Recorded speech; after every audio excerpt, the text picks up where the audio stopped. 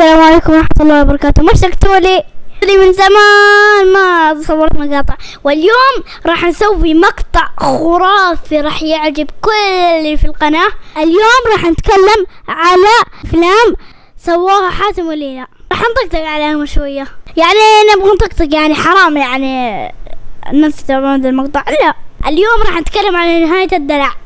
مسلسل نهاية الدلع جدا جدا مرة رائع وحلو، يشوفونه وينبسطون منه. كل كلامي بكذب.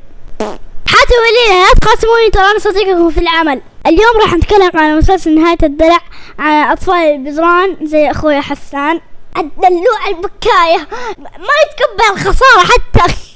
انتبهوا حسان لو يشوفوا الفيديو، فيلم جميل وهادف والأطفال راح يستمتعون فيه، يعني ما يتدلعون. أنا صار لي سنة مع المقطع، والله قعدت 5 سنوات عشان أسوي المقطع. راح نسوي لكم مقطع. جبنا كورن فليكس على أساس شيبس وكذا. يلا خليكم مع المقطع.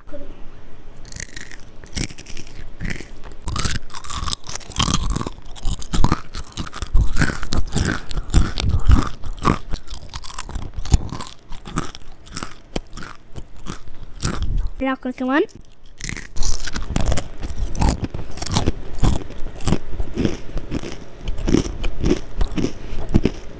احنا الحين سوينا اصوات الاكل، راح نسوي اصوات الماء. يلا خليكم مع الفيديو هذا.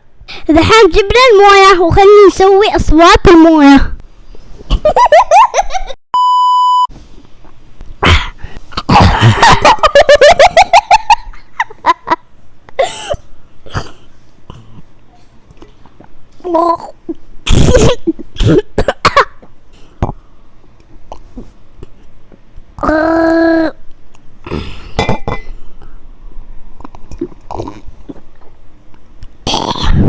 أصوات زي العسل زيكم من حد لينا.